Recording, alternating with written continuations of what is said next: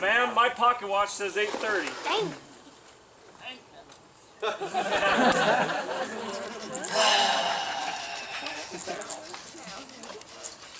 Pipe it down. Pipe it down. It's 8:30. This program will last 1 hour. And when it's over, I will be the one that decides when it's over, not you. Now, you've been hankering for this meeting. Ever since the Indian Watchtower got built, you've been asking me, Mary Colter, what is this? What is that? What is that?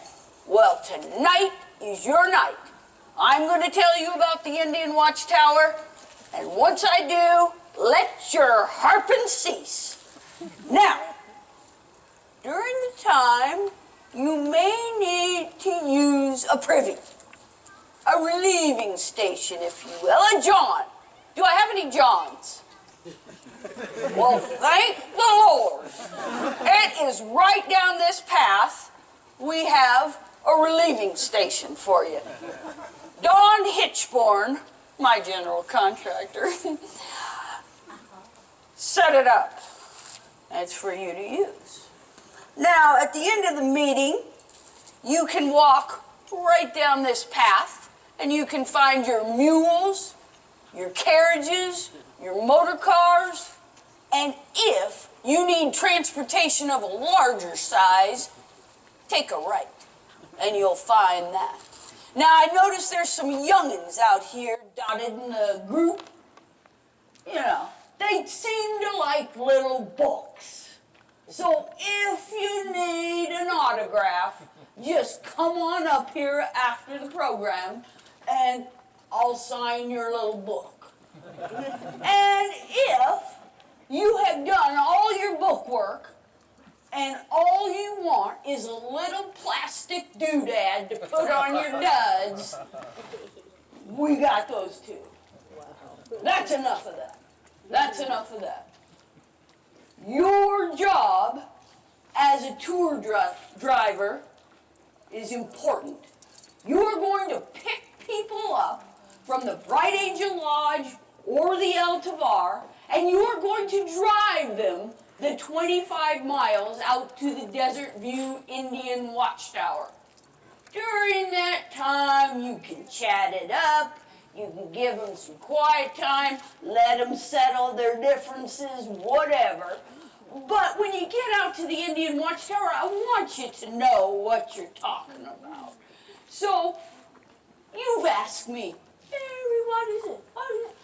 You've asked me these questions, and they're short little questions to ask, but the answers are not short.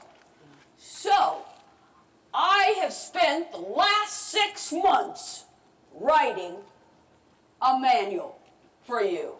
It tells you everything about the Indian Watchtower you need to know. Don't ask me any more questions. Everything's in there. I'll go through it and show you a few things, and you can see those, but I don't want to hear about it. So I'm going to pass those out right now to each and every one of you. They may seem invisible to you, but they're coming down the aisle. Every one of you gets one. Now, you've got your manual. I want you to take your invisible pen, and I want you to circle today's date. You circle it. What is it? March 1933. You circle that and remember it, because this is your only manual you will get. If you lose it, too bad. I won't give you another one. Now, as I was looking around, while you guys were all on time, I noticed a few of you I recognize. Did that barbecue give you indigestion? Did it? Okay, I just wondered. Did that lady find her pocketbook last week? Okay, okay. Yeah. How's the family? So I do know some of you, but there are some of you I don't know. So I want to introduce myself. My name is Mary Elizabeth Jane Coulter, and I work as the building decorator and building designer for the Fred Harvey Company. I've been working for them for about 30 years now. Well, ever since the railroad came and they built that El Tavar Hotel next to my Hopi house. And I'm sure you've seen some of my other buildings. Basically, as I see it, a building should look like it simply grew from its setting. It should have the character, the flavor of the location. I simply cannot design nor decorate a building. In fact, I can't even visualize it unless I know its history. And if it doesn't have a history, well, I just make one up. I go to great lengths to hold true to every detail. Hermit's Rest. Yeah. Hermit's Rest. From the time it opened, I wanted it to look like it had already been there for a very long time. So the night before it opened, I took cobwebs from outside and brought them inside and put them in little dark nooks and crannies. Then I had the boys get up on a ladder and rub soot on the stone above the fireplace, made it look like it had been burning for hundreds of years. And Lookout Studio, Lookout Studio. Well, I do believe I succeeded quite nicely in blending that building seamlessly into the wall, as if it were an extension of the Grand Canyon itself. And the Hopi House? Oh, heavens, the Hopi House? You can't imagine how much it costs to make a building look that old. I even brought in Hopi Indians to assure its true authenticity. And if that park geologist, Eddie McKee, doesn't get himself over to the Bright Angel Lodge today and confirm that the rocks in the fireplace are truly the ones I selected from inside the canyon, I'll stop construction. I will. Maybe in my younger days, I might have been a bit more diplomatic in matters, but nowadays, I'm in my 60s. I don't worry about being persnickety. Now, see those guys, see those men, those boys? I'm in this little gondola going down to the bottom of the Grand Canyon, and look at them. They're all looking at me. Oh, Mary Colter, she's doing something men do. Oh, for heaven's sakes, you men aren't that easy to work with. It's a man's world, you know. Behind my back, I hear you call me opinionated, difficult. Mary Colter's a bossy broad. But what you don't seem to get through your noggin is that I was trained. I had my schooling just like any other architect. I'm not only a building decorator, pretty good one at that, but I'm a building designer. I remember the time the railroad gave me $20,000 to build just 4 little cabins and a cantina at the bottom of the Grand Canyon. When it was to be done, they suggested I call it the Roosevelt Chalet. Roosevelt Chalet, fiddle-dee-dee. I'm not calling it the Roosevelt Chalet. That Teddy Roosevelt's got enough things named after him. In fact, it's Eleanor Roosevelt, his own relations, who says a woman needs to do what she feels is right in her heart. Because she's probably going to get criticized anyway. So when I got done building these 4 little cabins and cantina at the bottom of the Grand Canyon, I did not name it the Roosevelt Chalet. No. No. I named it Phantom Ranch. Phantom Ranch creates a bit of mystery, intrigue, don't you think? Your watchtower. Okay, we're here to talk about your watchtower. Now, I'm sure you have heard stories. You've heard stories let me tell you what really happened. Okay, I left the fellows strict instructions were to put every single one of the stones up the watchtower. I went away. You know, my family lives in Philadelphia, you know. So, well, wait a minute. No. I went to Santa Fe. I was in Santa Fe. Oh, I don't know, somewhere in New Mexico. I went somewhere. And when I came back, I noticed right off the bat that that rock was supposed to be there. And so I walked up, and let me tell you, I was very, very courteous. And I walked up and said, "Hey, boys, those rocks are in the wrong place." And they said, "What?" And I said, "You're gonna have to tear it down." So I made them tear down the watchtower and rebuild it to my specifications. So, I mean, I want you to know, it wasn't my fault, okay? Oh, there's Don Hitchborn. Oh, now, I'm a single woman. I have never been married, and I have never had any kids. I have been all over the Southwest. All over the Four Corners area, I know like the back of my hand. I've been to Canyon de Chelly, Wapaki, Mesa Verde, other places I don't remember, but I have been all over the Southwest. And the place that I think is the playground for towers and ruins is Hovenweep. Hovenweep. Ah. It is wonderful there. And it was my inspiration for the Indian Watchtower.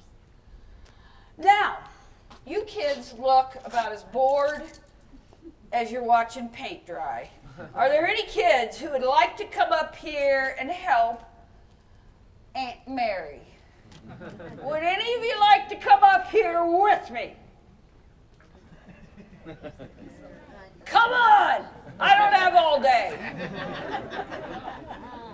Get on up here. Sit right along there. Put your feet down on this side. Right over there. Right over there. You're in my area. Go over there.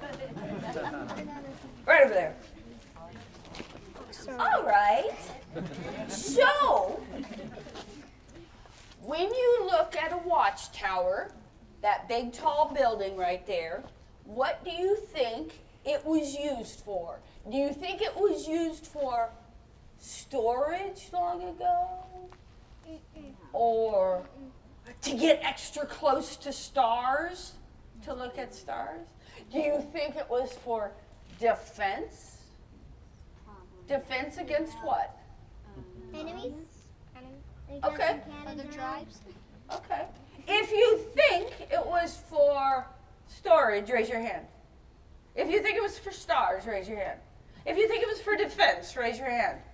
You're probably right, but you're probably wrong. Put your hand down. We don't know. We don't have towers right now. And in archaeology, we look at what is today and we apply it to what we find from long ago. And so towers, we can't do that, but we can do it for these little round structures. And they are called kivas. They are used, this one was, the one I used at the Watchtower was modeled after the Aztec ruins. And they are ceremonial chambers today for things like, let's say, birth, a hunt, a successful hunt, a death, a coming of age. It is a ceremonial chamber today. What do you think it's used for long ago? You're a little nervous. What? I think storage. storage This? and living. Now, in archaeology, we look at what is today and we infer that it probably was that long ago, that it's the same. So if this was a ceremonial chamber now, what do you think it was long ago? Ceremonial? I remember when I was a teacher. Now I remember why I quit. Okay. Ceremonial chamber, is that what you said? You're right. You're right. That's right. Okay, I'm done. Go. Go. And by the way, tour drivers, an artifact is anything that is 50 years old or older and has been touched by human hands. So, I'm an artifact. You probably have artifacts in your own home. So, but anyway, so in the watchtower, I took a ceremonial chamber kiva and a tower, and I put them together. Now, in the Southwest, we don't see this combination too often, but it does exist, but I didn't care because I liked it. Now, building the watchtower, an Indian builder would revel at the thought of putting a tower right on the edge of the canyon and have the tower just hanging on by its very toenails. But I'm not that brave. So I made the tower with steel and concrete, and on the outside and on the inside is a wall of rock, big boulders and pictographs and petroglyphs. Ugh, all I can tell you about is it was a mess. It was a mess building the watchtower. I had to find just the right location for the watchtower. I spent days going here. I wanted a view that I could see the painted desert off to the east, and I could see down into the bottom gorge of the inner canyon. It was a mess. Oh, there's Don. So this is halfway up, and I went up there a couple of times. It was pretty fun. Now, see that fellow right up there? Ooh, I have a little thing. There he is. To my recollection, nobody fell off while they were building the watchtower and got hurt. To my recollection. At least not on my watch. Now the windows! Stop asking me about the windows! I've heard this way too many times. Mary Colter, they seem kind of big. Are they supposed to be that big? Aren't they smaller? I saw another tower. Stop! This is an Indian watchtower. People go inside and have to be able to watch. Pictographs, petroglyphs. Pictographs, little painted rocks. Petroglyphs, little chiseled rocks, making a picture. That's it. Don't ask me what these mean. And don't you pipe up and blow smoke telling people what you think they mean. If you happen to have an Indian around in your area, you can ask them what they believe it means, but don't you try to do it. I got all these pictographs and petroglyphs. They're real. From Ash Fork, Winslow, I don't know, Joseph City and everything. And I just got them and stuck them up there because I thought they were really neat. I don't know what they mean. I don't know. Now, the Pueblos, Indians, were the descendants of the Grand Canyon, and the Hopi is closely related. So the Hopis say that they came from the Grand Canyon, that they emerged from the bottom depths of the Grand Canyon and came out through the Sipapu, and when they die, their spirit descends back through the Sipapu and to the underworld. So the Hopis, I picked a Hopi artist to go ahead and make the pictures. Now, Fred Caboti is a friend of mine.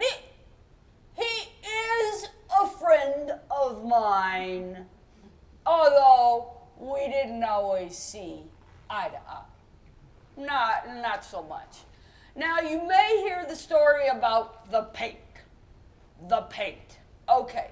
It was late in the afternoon, and I was trying to help him, and I was giving Fred a little bit of paint, and he was trying to match a color to make a little drawing, and it didn't match. So I gave him a little bit more paint, made a suggestion or two, and he tried it again, and it was not working. Maybe another time. Now, it was late in the day. I was hungry. Possibly, I was a little cranky. I don't have a good recollection. So anyway, he then grabbed all the paint, mixed it up, and I said, Fred, you have ruined it all. You have ruined all the expensive paint. And he said, but Mary Colter, it matches. And it was a good thing because sweat was just pouring off him and he was like real nervous. And I said to him, I knew it would, Fred. You did good. Now, some people have said that I told Fred Caboti what to write, what drawings to make.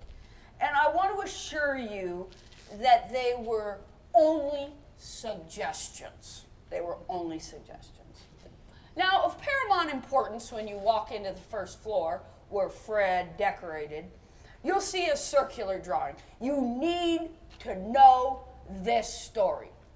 It's all in your manual in great detail. I'll go through it real briefly right now. Okay. Okay, wait a minute. Do we have any coffee, whiskey, anything? Do you have anything to drink? Let's see, how much longer do I have to do this? Okay. Okay.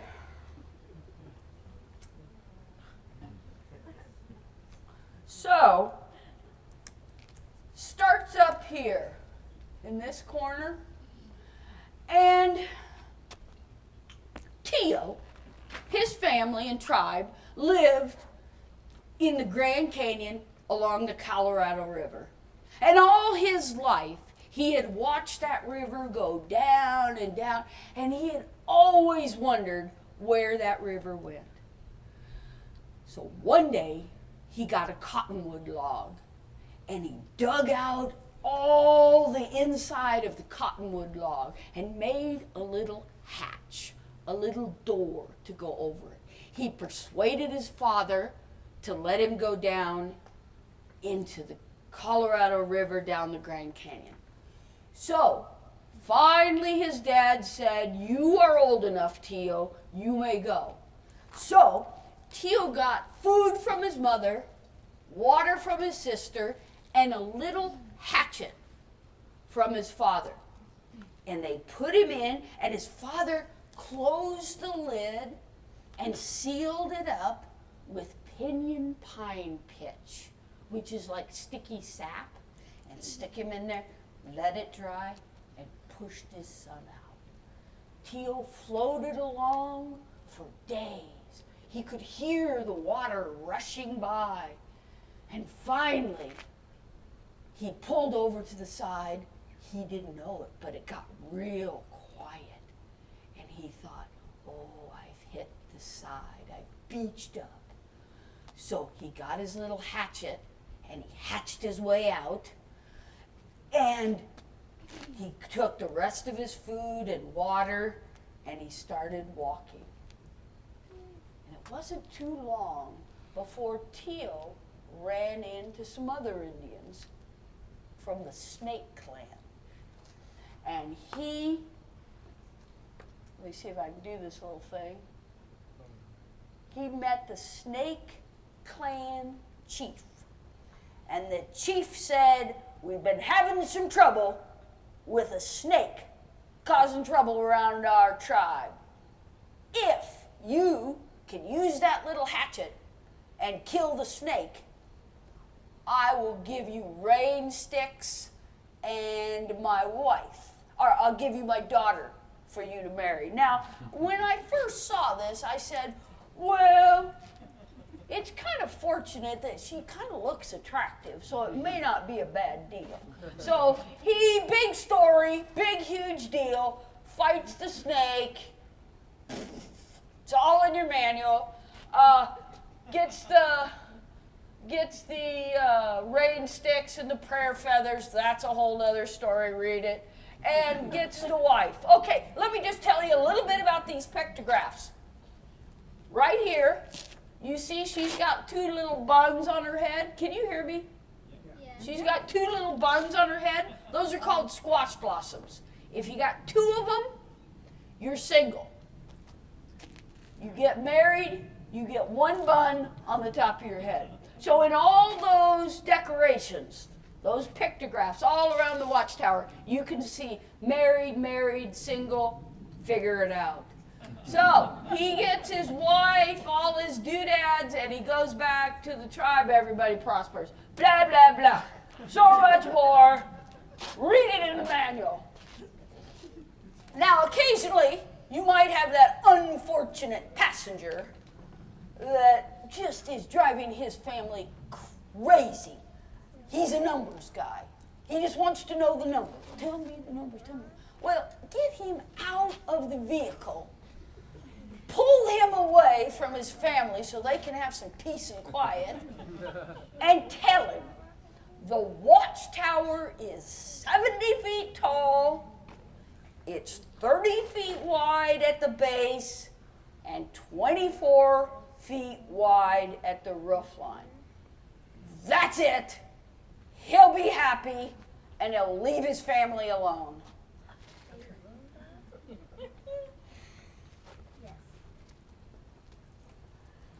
You know, folks, you tour drivers are the front line for the Fred Harvey Company.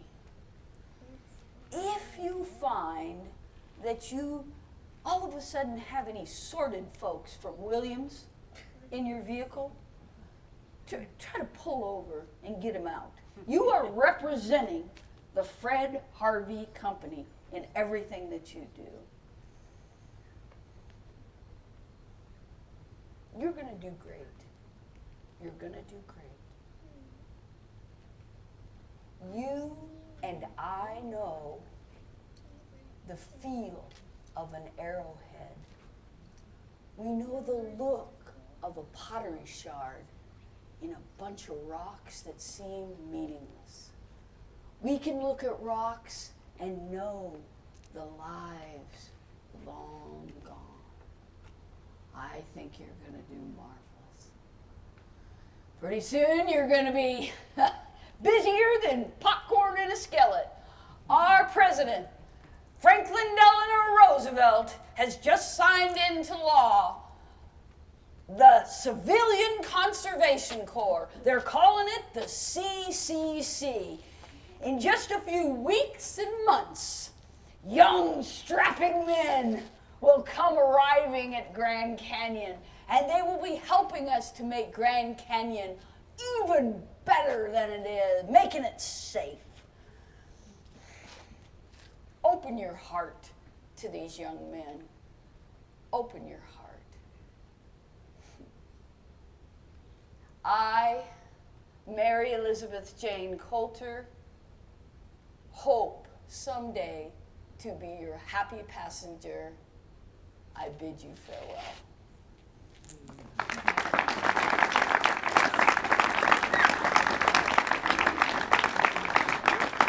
Woo! You would not believe the things you are doing down at Phantom Ranch. Mary Colter was not kidding. We were doing some very busy work. We went down, took all the rocks, and built the swimming pool down at Phantom Ranch.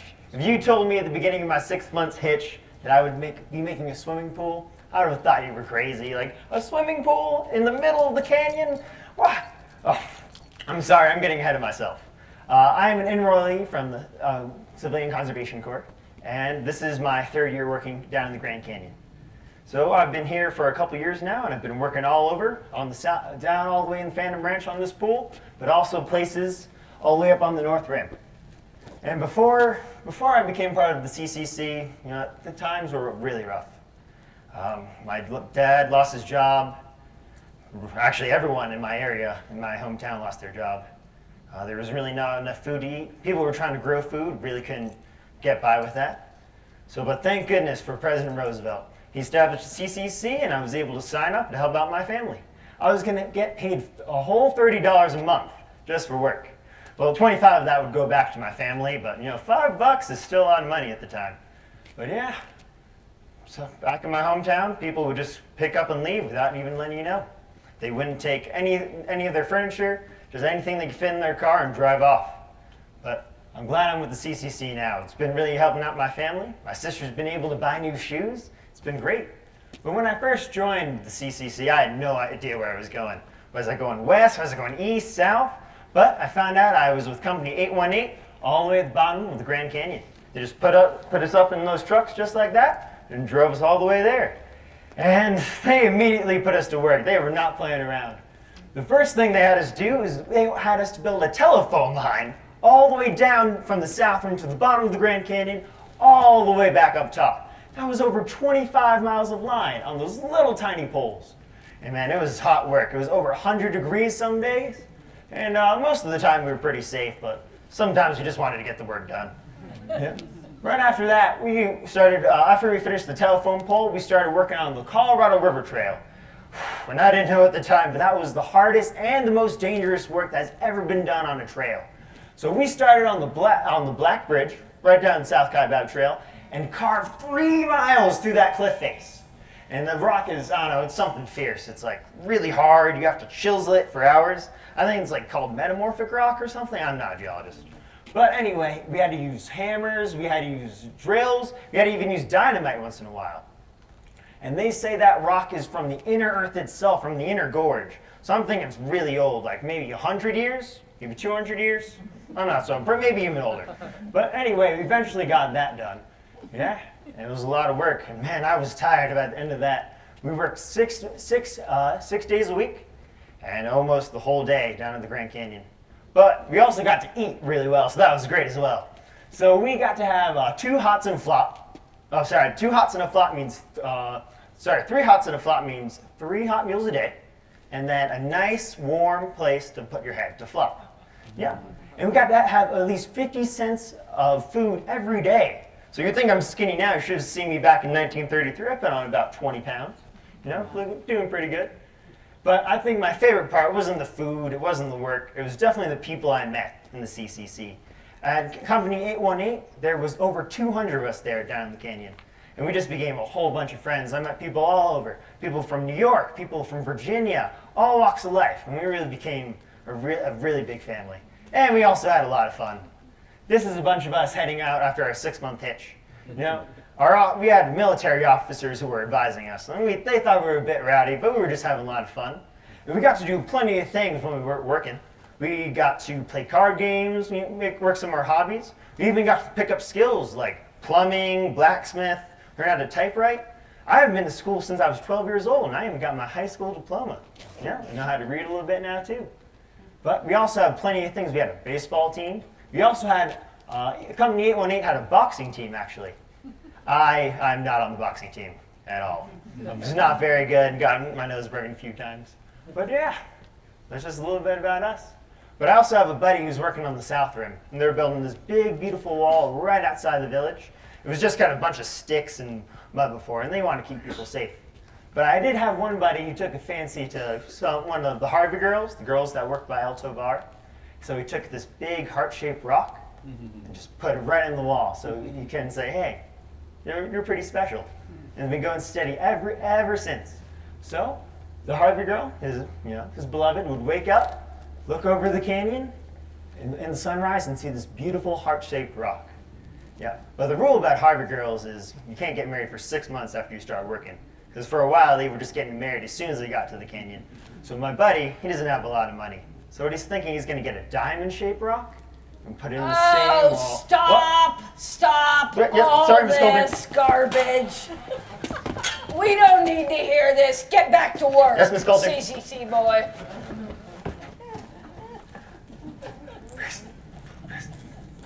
Thank you. Well, good evening. That's going to be a hard act to follow, I'll tell you. So I'm not in character. I get to tell you a few stories and follow up. Let's go back. There we go. All right. So my true history, I actually grew up in the outdoors of Western Washington State. And I can remember as a very young kid riding around with my parents going up, say, Mount Rainier or up to Timberline Lodge here on Mount Hood, and having them point out all of the wonderful projects that were constructed by the Works Progress Administration or the CCC. And I remember to this day the pride in their voices about the accomplishments of those programs. And so what I'd like to do now is just briefly summarize the situation that existed that led to the creation of the CCC, and then talk about some of the legacy of that program. So Western expansion and exploitation, industrial development really got out of control right after the First World War, and an awful lot of people started to believe that all of the abundant natural resources were an inexhaustible supply. And they quickly discovered that that was not sustainable. And as farm prices started to deteriorate, there was a new mechanization of tractors and transportation that revolutionized farming. And unfortunately, there weren't very many farmers back in that time who understood the benefits of crop rotation, fertilization, or the techniques to try to minimize the impacts of erosion. And what happened was that the soil was damaged, depleted, and what we have here is a big dust storm. And the whole central prairie area there, from eastern Colorado all the way down to Texas, over to the Dakotas and down to Oklahoma, after it suffered from a severe drought, the tired and depleted soil simply blew away. And so what we had was a situation with the lack of topsoil and falling farm prices. It was absolute desperation. It was starvation for the young CC boys. The program that Franklin Delano Roosevelt created was salvation for them and their families. So the depleted soil and the wasteful water usage and the sustained drought produced Dust Bowl. And that sort of coincided with a desperate economic situation starting in 1932 that was pretty much similar to what we've just experienced in the recent recession, with the extraordinary accumulation of consumer debt and some very risky investments produced an economic climate where we have a situation here where President Hoover is describing it as a very normal economic situation, and all of his policies were benefiting business owners. He was considered to be very insensitive and callous towards the millions of Americans who were in desperate straits. This is what was referred to as Hooverville, and it was just basically anything that they could find to make a temporary shelter.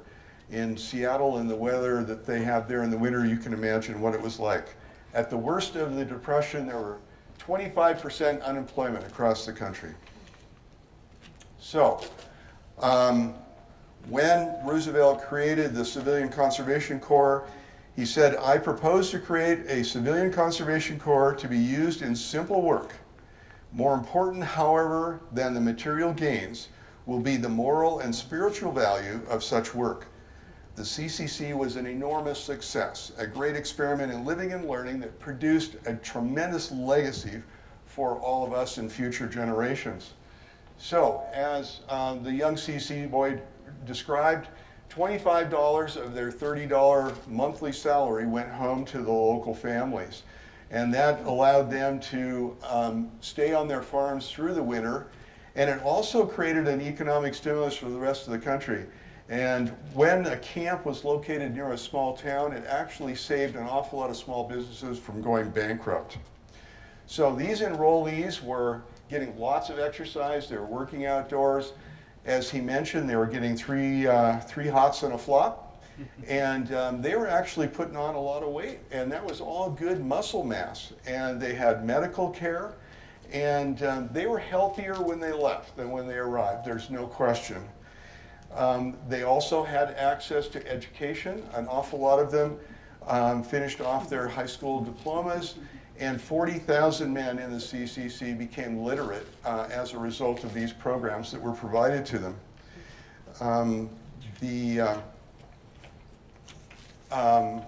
The job skills that they took away with them, and the training, the dignity that resulted from the hard work, and it was a very win-win situation for the country in terms of all the work that was being accomplished and the benefit to all the families from the support that they were receiving. So there came a time in 1941 as the war approached. There were about 3 million CCC enrollees that had become accustomed to military discipline and knew that they were capable of doing some good hard work, and they had a lot of self-confidence. And boy, were they valuable at the beginning of the war. Now, many of them never returned to their hometowns. A lot of them went directly from the CCC into the war. They fought. Some of them died. The ones that did go back to their hometowns usually arrived there with a bride. But a good many of them stayed right where their camps were. They put down roots and raised families there.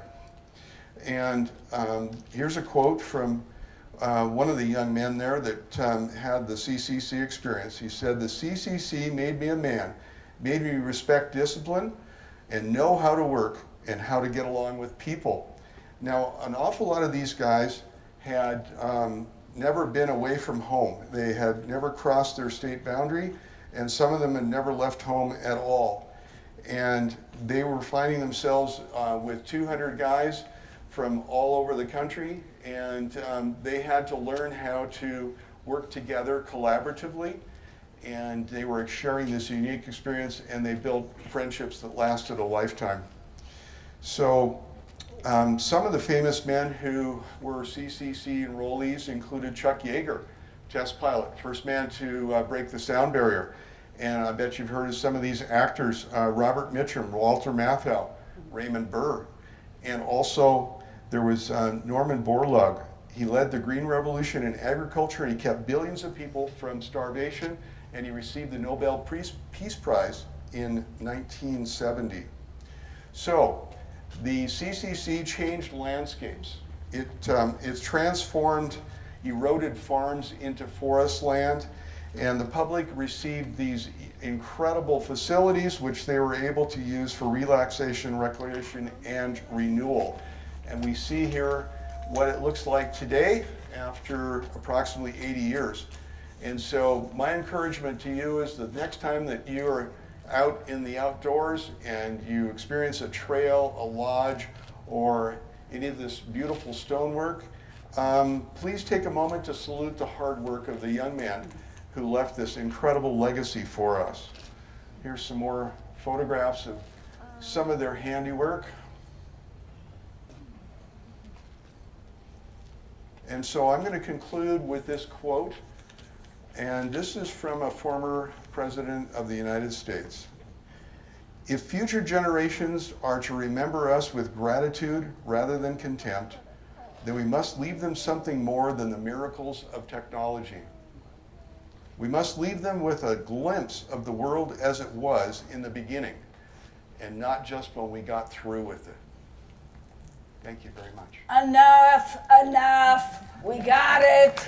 We've got CCC, whatever. We've got Dust Bowl. Fine.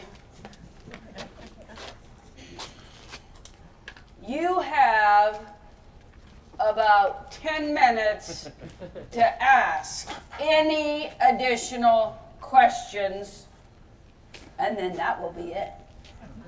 So, anybody got a question? Hit it.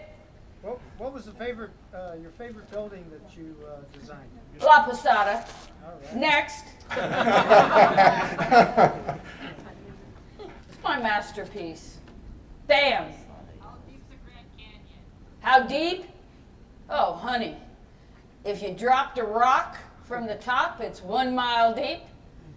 If you ride a mule, which only civilized people would ride a mule. Some people are walking, but I don't think that's going to catch on, honey. It's 10 miles on the Bright Angel Trail and 7.3 on the South Kaibab. What else? Bam. What do you know about the Colorado River? What do I know? It's right now, it's running at really, really big, and it's powerful, and don't jump in it. The Colorado River starts in the state of Colorado, in the Rocky Mountains. It's actually part of Green River, San Juan, Little Colorado River, join it, make it a big old river. That's what it is. You're, What was your favorite part of your guys' experience? For all of us?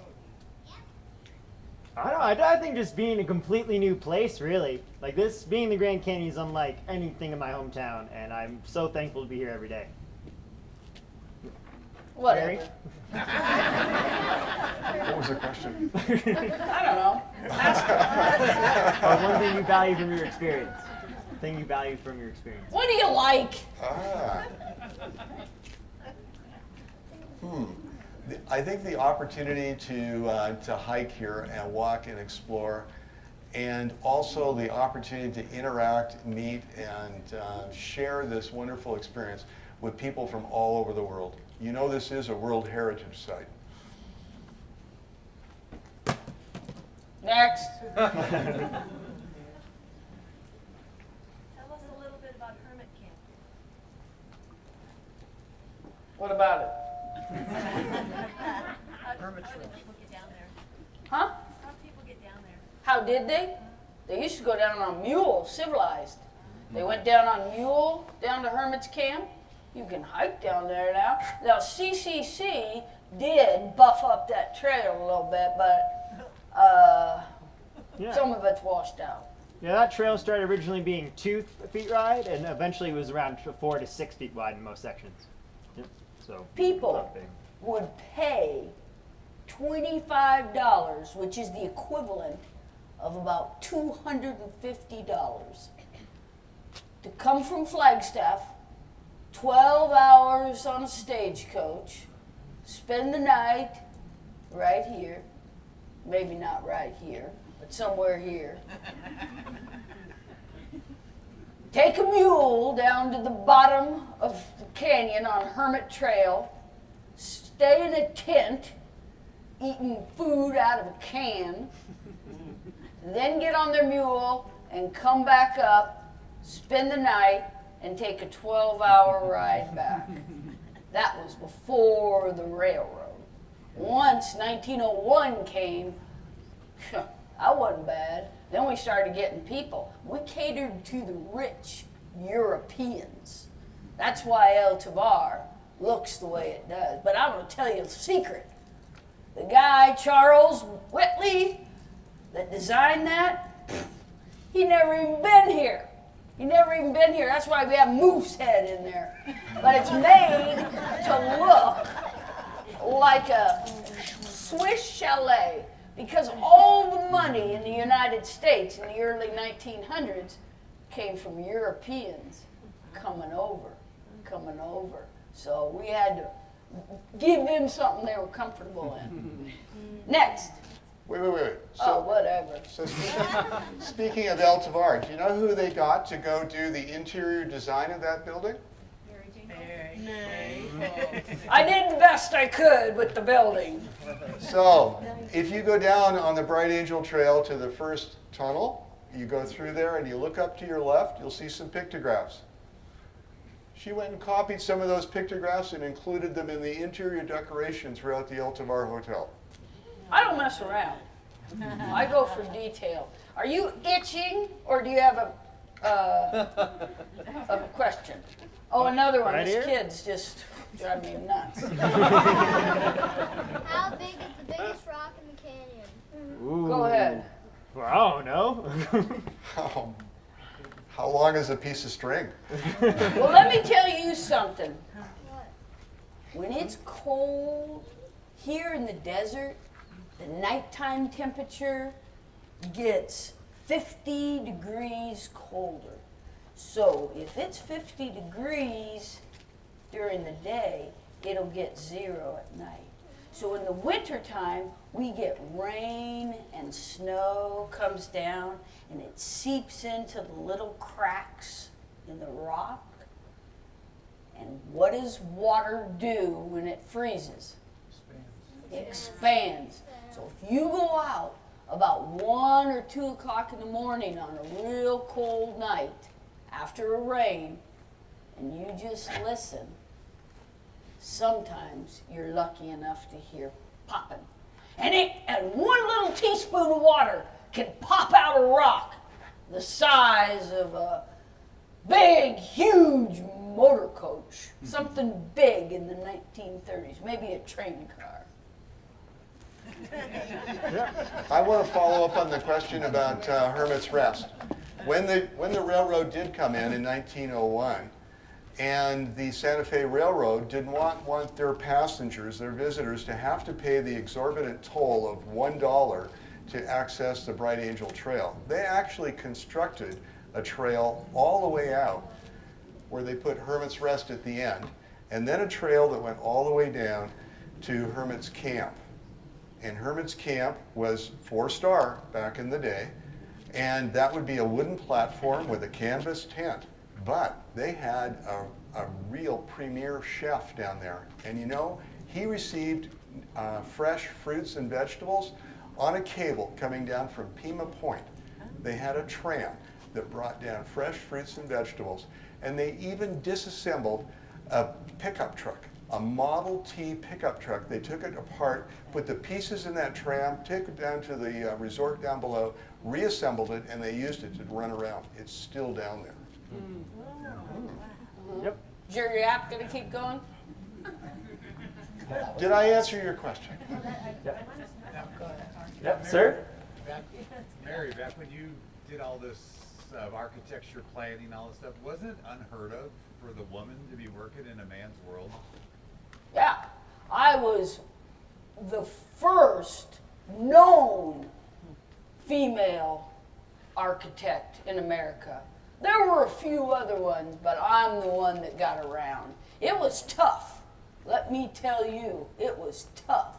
And those men kept trying to push me around and push me off.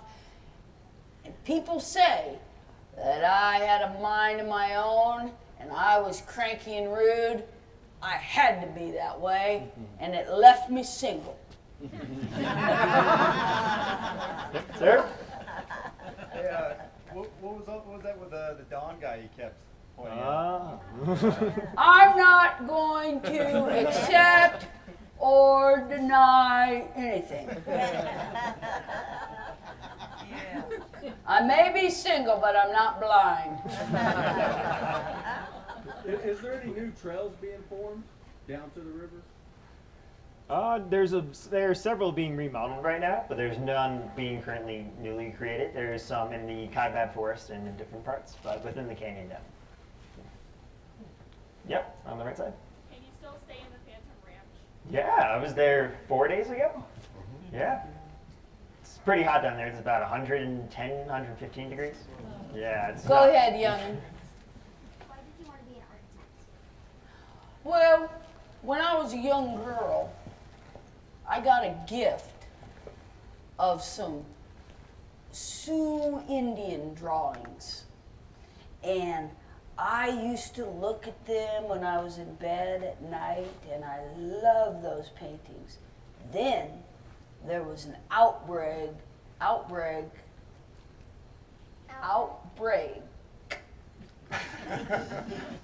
of something. What was it? An outbreak of some disease. Some disease that I forgot. I'm in my 60s, okay? And there was an outbreak. And gentlemen, right there with the beard, do you know what there was an outbreak of? Yellow fever. Yellow fever. And they were burning everything Indian, burning it. But I kept my pictures and I kept them under the mattress. And they inspired me to go to learn more about Indians, to become an architect. There's a story that I love about Mary Jane. She just mentioned that her favorite building, the one that touched her the most, was La Posada. Well, there was a time when the railroads declined and automobiles and highways took over. And there was a time when La Posada was torn down. And at that point, Mary Jane said that she then understood what people meant when they said they had lived too long. Her buildings were like children to her. All right, folks, if you've got any books that you need autographs, any of you youngins, we're all Rangers. We can sign your books. Come on up. If you need the doodad, just sit on the wall. Thank you very much, folks.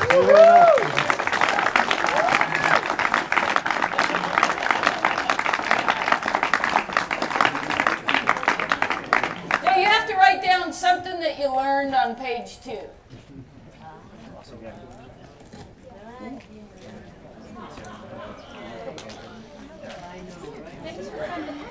Have a good night.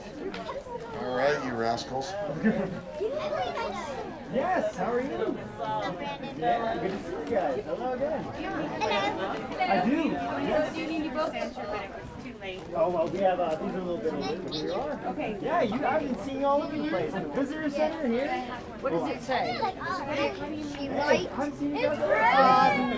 El Posada.